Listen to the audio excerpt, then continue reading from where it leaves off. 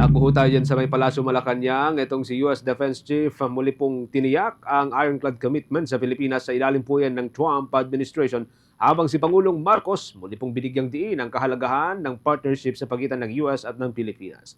May live report dyan si Bombo Anali Soberano.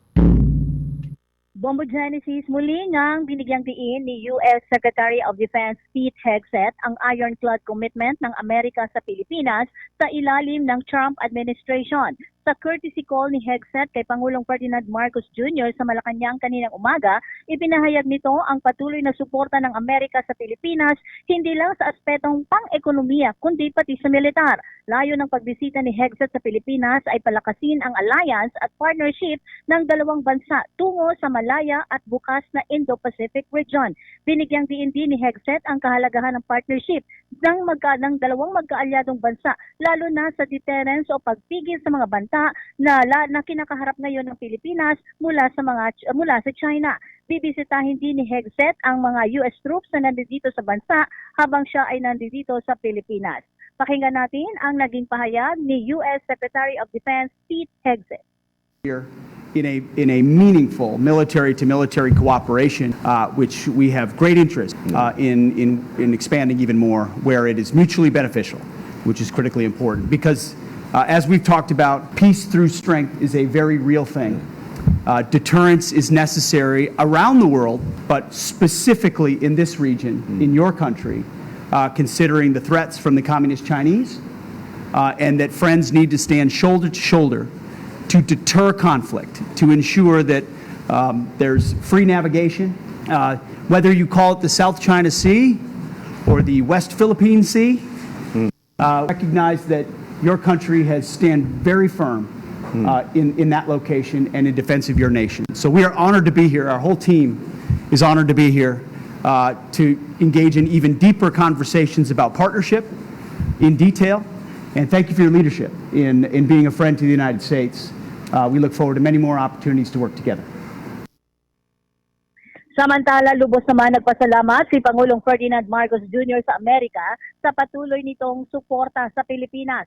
Sinabi ni Pangulo na itinuturing niyang isang mahalagang mensahe ang pagbisita ni Secretary Hegseth sa bansa, lalo't inuna pa nito ang Pilipinas sa kanyang pupuntahang nasyon dito sa rehiyon. Pagpapakita diyan niya ito, sabi ng Pangulo, ng matibay na pangako ng Pilipinas at Amerika na patuloy na magtutulungan upang mapanatili ang kapayapaan sa rehiyon, lalo na sa West Philippine Sea. Inihayag din ng Chief Executive na itinuturing ng Pilipinas ang mahalagang pagpunta sa bansa ni Hegseth. Ito'y sa gitna ng tinatahak na masalimuot na sitwasyon kung pag-uusapan ang geopolitics.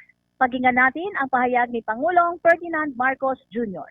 The United States is something that is inherent with most Filipinos, considering the relationship that we have had over 100 years in various forums. And you are our only treaty. You are our only treaty partner, and have and continue to be a supporter for peace in this part of the world. And we have always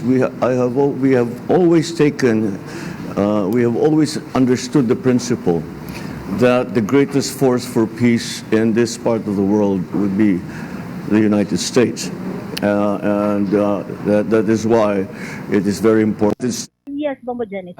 Hindi pa fresh pa sa alaala ng public yung nangyaring pag-uusap nitong sina Pangulong Trump at itong si Ukrainian President Zelensky, kung saan naging tensyonado ito. Itong pag-uusap ni na Pangulong Marcos at itong si Secretary Pete, wala namang nakitang tensyon kahit papaano.